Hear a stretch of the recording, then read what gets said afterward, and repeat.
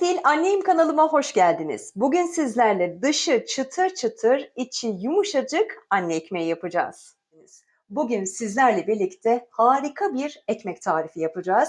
Dışı çıtır çıtır, içi yumuşacık, gerçekten anne lezzetinde bir ekmek tarifi olacak. Evet, şimdi bu güzel ekmek tarifi için malzemelerimizi sizlerle birlikte paylaşalım. Aslında çok basit. Birazcık şeker, birazcık ben kuru maya tercih ediyorum. Siz de tercih ederseniz güzel olur. Çünkü yaş maya ile denedim. Aynı performans alamadım işin açıkçası. Onun için soracaksınız. Ben şimdiden söyleyeyim. Ben kuru maya kullanıyorum. Ve dediğim gibi tuz ve un. Yaklaşık 3,5-4 su bardağı una tekabül edecek ama birlikte zaten yaptıkça anlayacağız. Şimdi dilerseniz öncelikle 1,5 su bardağı ılık suyumuzu yoğurma kabımıza koyarak işleme başlayalım. Evet, ılık olacak suyumuz. Şimdi bu aşamada kuru mayamızı hemen ilave ediyoruz.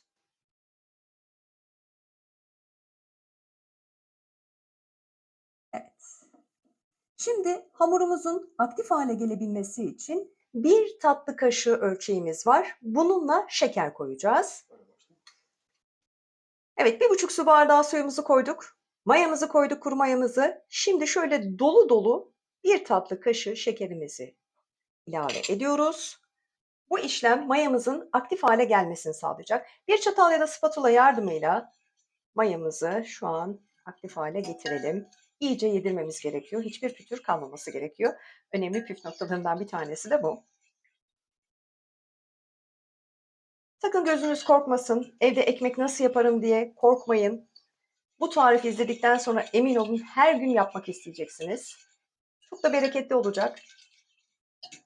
Gördüğünüz gibi çok çabuk mayamız eridi. Aynı ölçüyle tuzumuzu da koyuyoruz. Gördüğünüz gibi şöyle bir dolu dolu tatlı kaşığı tuzumuzu da ilave ettik. Evet, bütün işlem bu. Şimdi asıl kısma geldik. Bunu da şöyle bir güzelce karıştıralım. Hiç atlatmadan videomu izlerseniz gerçekten harika bir sonuç elde edeceksiniz. Ben de bu kısımları hiç atlatmadan ve atlamadan çekmeye özen göstereceğim. Evet, şimdi geldi unumuzu kontrollü bir şekilde eklemeye. Burada tam 4 su bardağına yakın un var. Ancak benim kullandığım unla sizin kullanmış olduğunuz un markası farklılık gösterebilir. Ölçü şu, 3,5 su bardağı ya da 4 su bardağına yakın. Burada 4 su bardağı var ama ben yine de kontrollü bir şekilde ekleyeceğim unumu. Evet, şöyle bir miktar ekleyelim.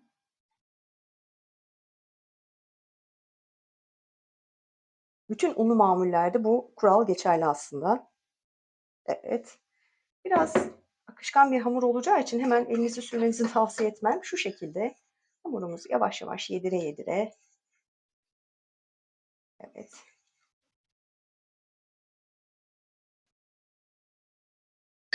Unumuzu koymaya yine devam ediyoruz.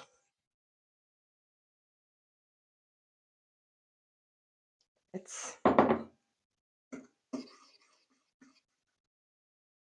Gerçekten çok basit ama yerken de harika bir lezzet alacağınız bir anne ekmeği olacak. Emin olabilirsiniz. Ölçüleri çoğaltmak sizin elinizde. Her gün bu işlemi yapmak istemezseniz benim gibi 2 tepsi, 3 tepsi yapıp dolabınıza da koyabilirsiniz. Afiyetle, güvenle tüketirsiniz. Boyutları çok güzel olacak. Özellikle çocuklar çok sevecek. Mesela benim kızım çok seviyor.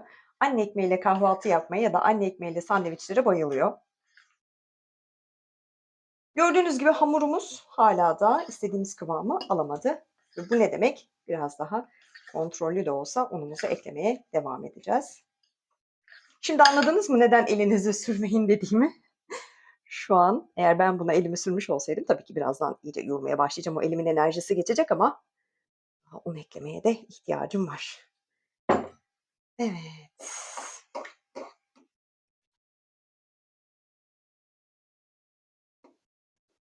Evet. Artık yavaş yavaş şimdi çatalımızdaki kalan un miktarını da şu şekilde temizleyip işte en güzel kısım mutfakta olmanın en güzel kısmı. Ben çok seviyorum çünkü o güzel enerjimin şu an hamura geçtiğine inanıyorum. Harika bir sonuç alacağız.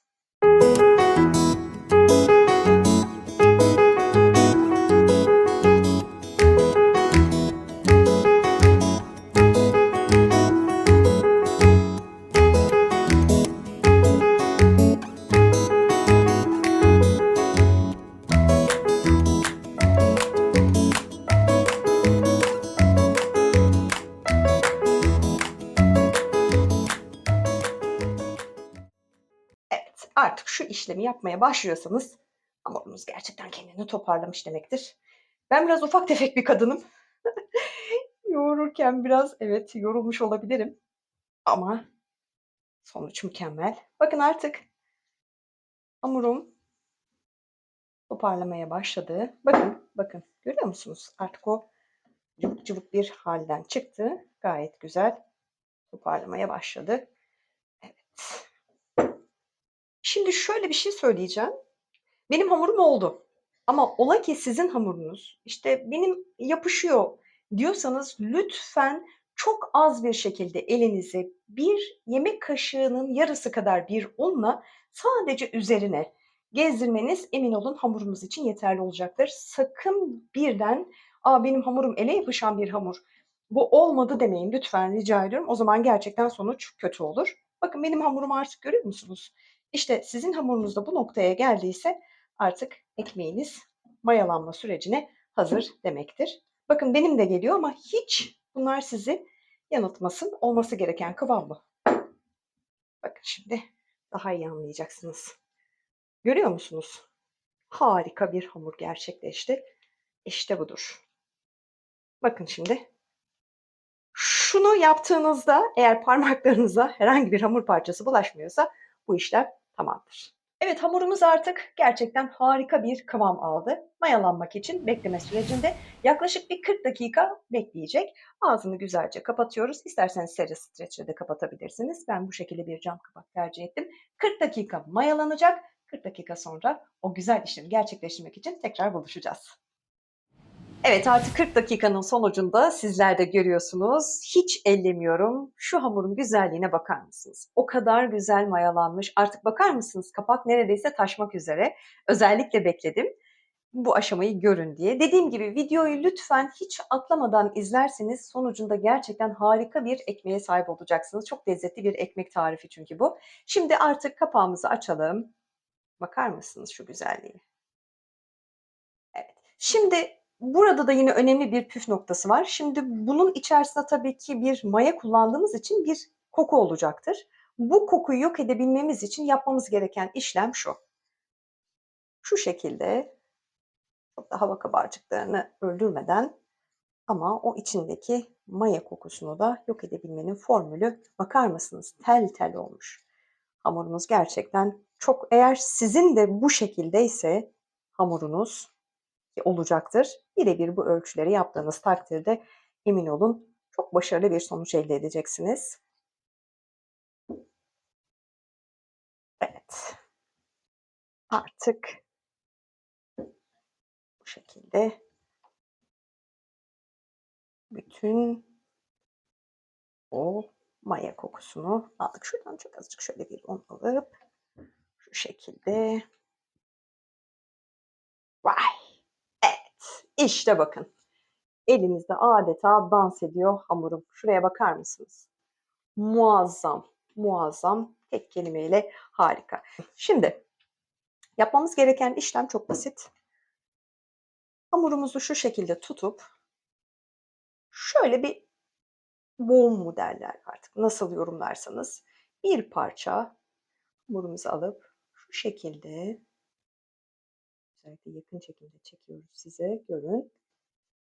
Evet olay bu. Yine aynı şekilde işlemimize devam ediyoruz. Yine aynı şekilde katlama işlemimizi toparlayıp işte harika çıtır ekmeklerimiz hazır oluyor.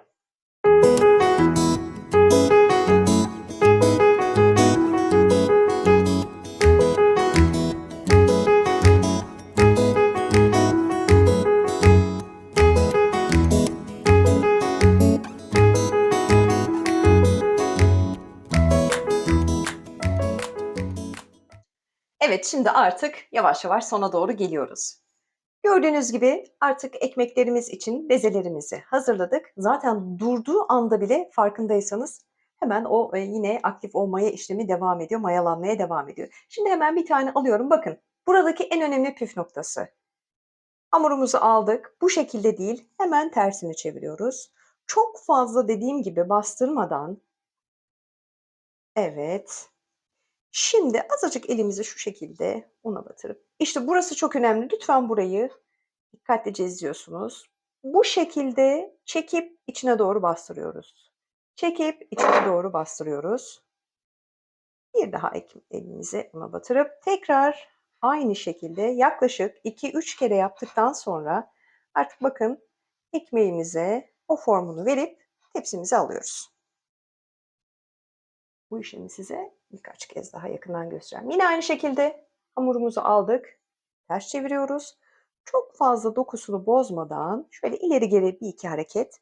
Azıcık elimizi una batırıp bu katlama işlemini lütfen bu şekilde yapmanızı istiyorum. Bakın bu şekilde ne kadar katlanırsa emin olun ekmeğiniz o derece güzel kabaracaktır. Bakın şimdiden zaten minnoş ekmeklerimiz formunu almaya başladı bile. Harika bir hamur, harika bir lezzet. Bir kez daha gösteriyorum yakın çekim. Aldık, hemen ters çeviriyoruz. Çok fazla dokusunu bozmadan azıcık bir un. Bakın bastırıp bırakıyorum. Çekip bastırıp bırakıyorum. Yine aynı şekilde çekip kendime doğru iyice sıkıca bastırıyorum ve şu şekilde yuvarlayıp uçlarını da şu şekilde yaparsanız sonucu zaten birazdan göreceksiniz. Evet, ben tepsi bitene kadar bu işimi aynı şekilde devam ettiriyorum.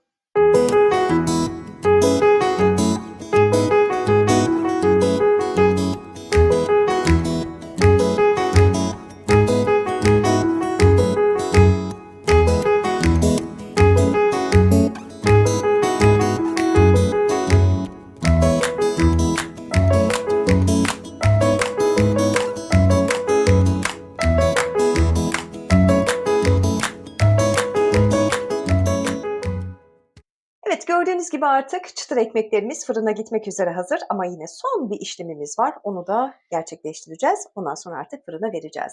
İsterseniz bir mutfak jileti olabilir. Çok keskin benim bir bıçağım var. Ben onu tercih ediyorum. Bıçak olur, jilet olur dediğim gibi tercih size kalmış. Yapmanız gereken tıpkı ekmek formunu vermemiz gibi şu şekilde verev bir yer açacağız ki ekmeğimizin içi gayet güzel kabarsın. Bakar mısınız? Yine bir püf noktası. Bu işlemi gerçekleştirdikten sonra asla bekletmiyorsunuz. Hemen fırına veriyorsunuz. Ben de o yüzden zaten bu işlemi gerçekleştiriyorum şu an. Gördüğünüz gibi yapmanız gereken tek şey şu şekilde. Evet, daha rahat görmeniz için bu şekilde. Evet. Gördüğünüz gibi bayağı da bereketli bir tepsi ekmek çıktı.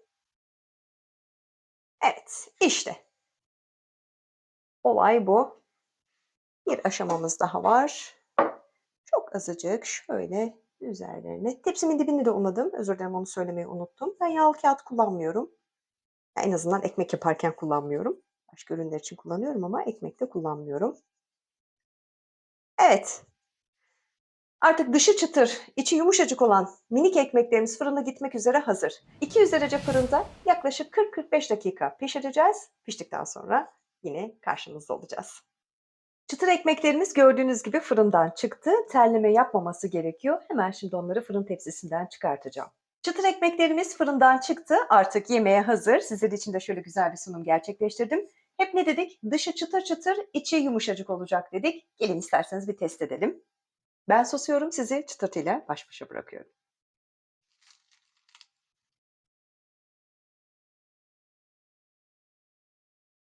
Evet, sanıyorum çıtırtı gayet güzel olduğunu gösteriyor ve şimdi şöyle bir de içini de açalım.